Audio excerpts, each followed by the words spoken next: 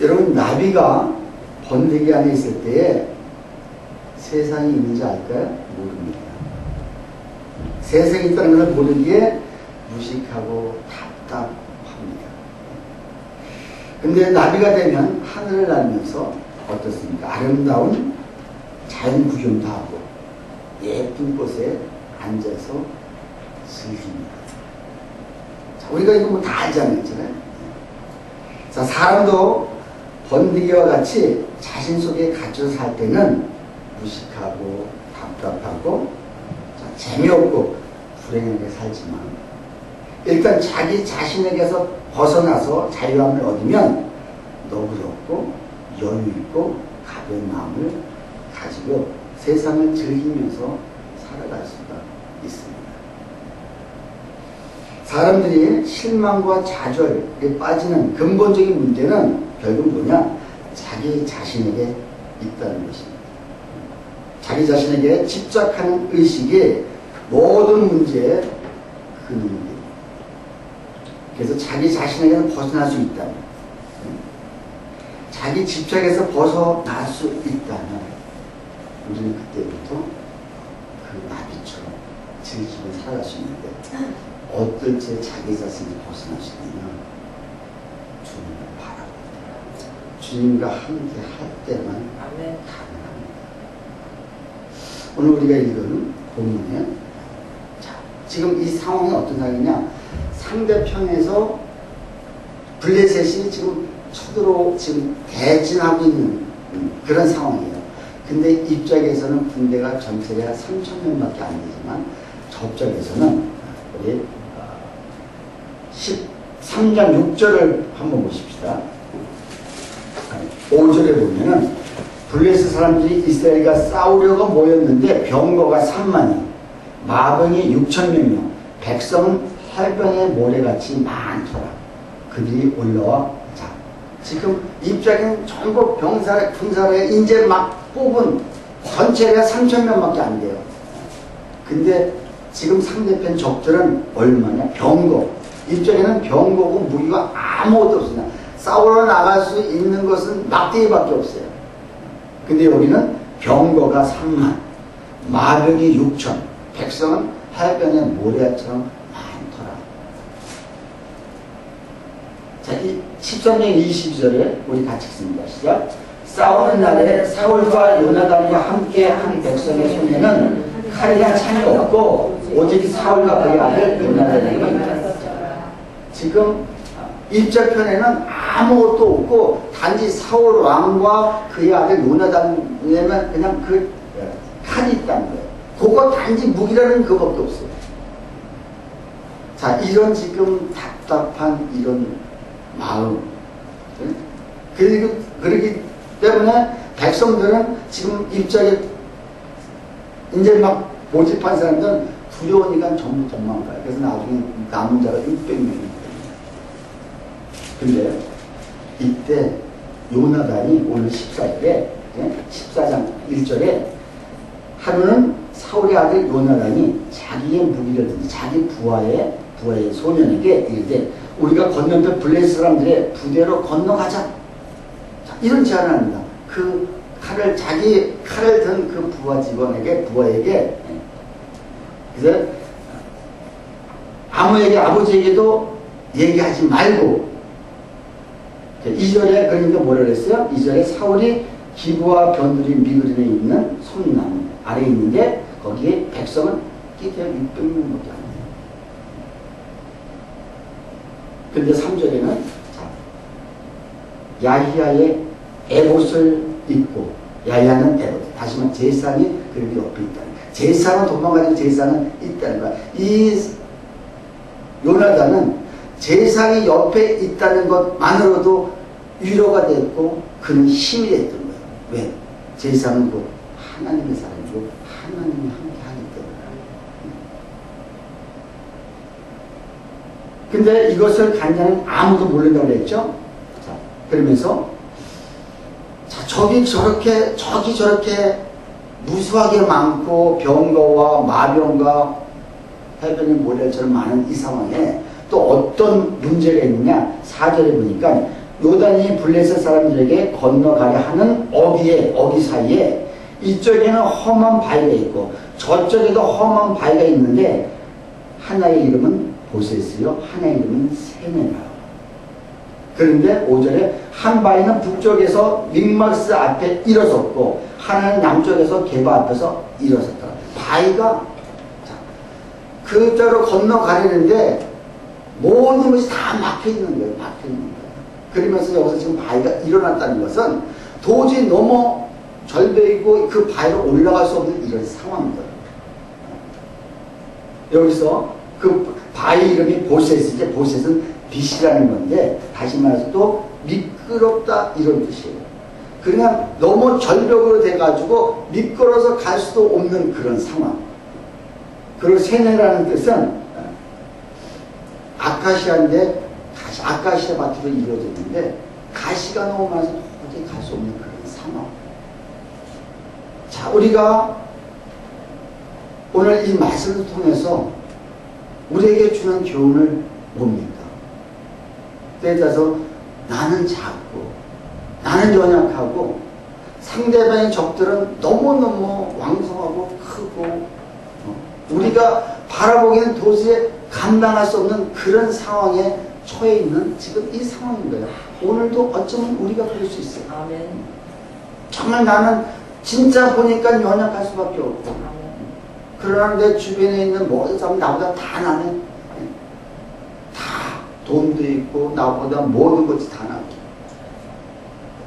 그런데 지금 요나 같은 그런 상황에서 이대로 가만히 있을 수는 없다. 그래가지고 우리 둘이 가자. 왜? 하나님은 하실 거예요. 6절 우리 다 같이 읽습니다. 다 같이 시작. 요나단이 자기의 무기를 든 소년에게 이르되 우리가 이 할례 받지 않는 자에게 건너가자. 여호와께서 우리를 너희로 부르셨다 하노라. 여호와의 구원은 사람이 많고 적음에 하지 아니하느니라. 그 소년에게 칼을 든 소년에게 우리가 건너가자. 저 할례 받지 않은 자에게 건너가자. 저들은 할례 받지. 저들은 하나님이 없다는 거예요. 우리는 하나님 있지 않느냐. 그러면서 여호와께서는 뭐라 그랬어요? 우리를 분명히 위하실 것이다. 우리를 위해 일하실 것이다. 아까 찬양 가사이고요. 우리가 눈을 들어 하나님을 볼 때 모든 시선을 주님께 드리고 살아계신 하나님을 느낄 때 내 삶에 주의 역사가 되고 아멘. 그때부터 하나님은 일하기 시작합니다. 하나님의 일이 언제부터? 우리가 눈을 들어 주를 바라볼 때. 이게 바로 믿음이잖아요. 지금 내 상황은 도저히 할 수가 없고 어떻게 할 방법이 없지만 하나님을 바라보고 나갈 때 하나님 반드시 일하실 것이다. 하나님은 여기 마지막 6절 마지막에 뭐라 했어요? 사람이 많고 적음에 달리 있지 않다. 여러분 성공은요 내가 얼마나 가졌는지 내가 얼마나 적게 가졌는지 내가 얼마나 숫자가 많은지 이것이 있는 것이 아니라 하나님의 성공은 누구한테 달려있다? 하나님께 달려있다. 여러분 이것이 바로 믿음입니다. 그래서 지금 건너가는 길까지도 험하게 지금 여기다 담대함을 가지고 가는 것도 우리가 좀 큰 일이잖아요. 사실은 그렇잖아요. 하나님 의지하고 보죠. 그러나 모든 환경은 다 막힌 거예요.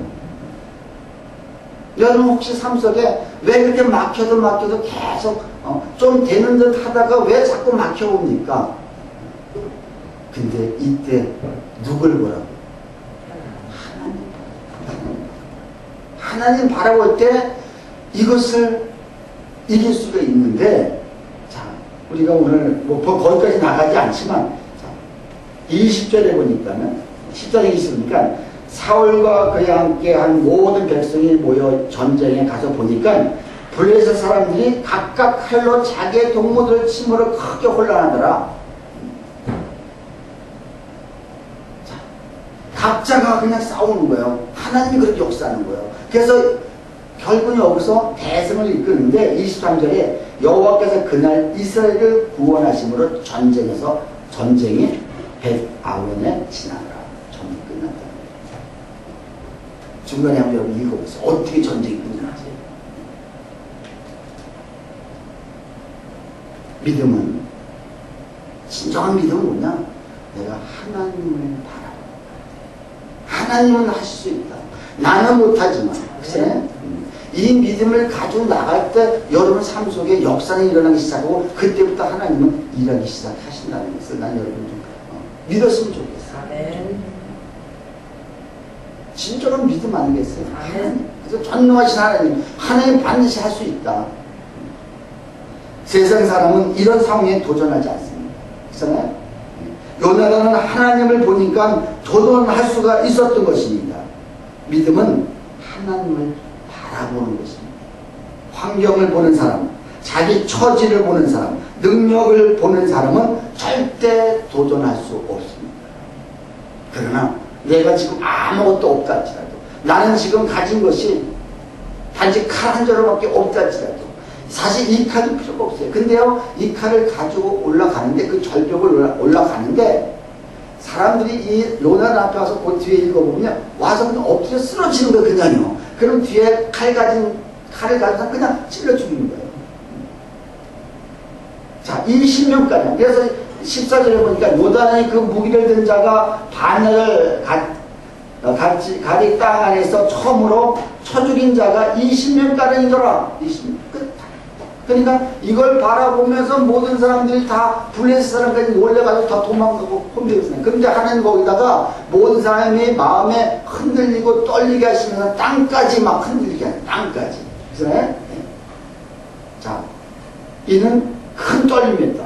땅도 15절에 들에 있는 진영과 모든 백성들이 공포에 떨었고 부대와 노략꾼들도 떨었으며 땅도 진동하였으니 이는 큰 떨림이었더라. 땅까지 진동할 정도로. 이게 하나님이 하신다.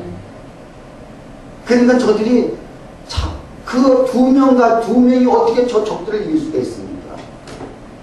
이런 믿음의 소리죠. 이런 믿음이, 우리가 하나님을 믿는 거 뭡니까? 십자가 상에서 나를 위해 돌아가신 그 주님, 주님은 무엇이든지 다 할 수 있다는 그 확신. 나는 연약하지만 이 믿음을 가지고 간 사람은 내가 게을리하지 않습니다. 아멘. 그렇잖아요? 이 믿음이 있는 사람은, 자, 잘못된 믿음들이 하나님이 하실 건 믿고 나는 아무것도 안 하는 게 문제죠. 아니요, 이거는 잘못된 믿음인 거예요. 하나님을 진짜 믿고 하나님이 하실 걸 바라는 사람은 내가 적진을 향해서 갈 수가 있는 용기, 그 절벽까지도, 나한테 모든 장애물까지 내가 어떻게든 올라갈 수밖에 없다, 간다. 자, 이 믿음이 있는 거예요. 그러니까 내가 해야 될 부분은 내가 해야 되는 게, 이게 믿음의 삶인 거예요. 근데 잘못된 믿음은 뭐냐? 하나님이 해줄 걸 믿고 나는 아무것도 안 하고 그냥 그 하실 때만 기다리고 기도만 하고 있다. 이건 아니겠죠. 그러니까 진정으로 하나님을 믿는 믿음이 있는 사람은 내가 무엇을 해야 될지 하나님께 기도하고요. 너 담대하게 가라. 아멘. 그럼 내가 가는 건 내가 해야 되고요. 내가 또 쳐 죽이는 건 내가 해야 되는 거예요. 아멘. 그때 하나님 땅을 울리게 하고 저들을 진동케 하고 저들을 마찬가지입니다. 우리 삶 속에 우리가 회사를 하든 직장에서 있든 우리 오너들이야 나보다 다 낫고 돈이 있고 뭐 다 하자. 때려서 우리는 힘들 때가 얼마나 많아요. 시사하지만 내가 왜 견뎌야 됩니까? 하나님의 사람으로서. 그래서 내가 분명히 이곳에서 내가 할 일이 있고 또 이 회사를 지나서 또 다른 이 다음에 하나님이 나를 더 큰 데로 더 좋은 데로 가기 위해서 무슨 뜻이 있기 때문에 여기서 최선을 다해서 기도하고, 예를 들어서 그 절벽과 같이 그 아카시아 가시가 많은 그런 곳을 지나갈 때 할지라도 하나님을 의지하면서 분명히 이 길을 가게 하시는 것은, 이 바위로 올라가게 하시는 것은 어떤 하나님의 분명한 뜻이 있을 거라는 이 확신을 가지고 내가 간다면 하나님은 너끈히 가게 하시고 너끈히 올라가시면 그때는 결국은 내가 일하지 않는다. 그래서 우리는 정말 남에게도 당당히 이야기할 수 있는 것은, 내가 이런 상황에 겪어봤는데 하나님이 함께해서 하시니까 이 모든 것을 내가 견디고 이겨놓으라고 간증할 수 있고 선포할 수 있고 그들을 위로할 수 있고 그들을 살릴 수가 있는 간증거리가 되는 것입니다. 아멘. 믿으십니까? 아멘. 따라하십니다. 믿음은 믿음은 하나님을 보는 것이다. 하나님을 보는 것이다. 하나님을 바라볼 때 적진이 우습게 보이는 거예요. 하나님을 바라보지 않으면 그 적진을 감히 내가 바라볼 수 있겠습니까? 못 바라봐요. 나하고는 비교할 수가 없는 그 큰 산들인데 어떻게 감당하겠어요? 그렇잖아요? 근데 하나님을 바라봅니다. 다 왜? 내 속에. 하나님을 바라보면 내 속에 지금 하나님이 계시다는 거 아니에요?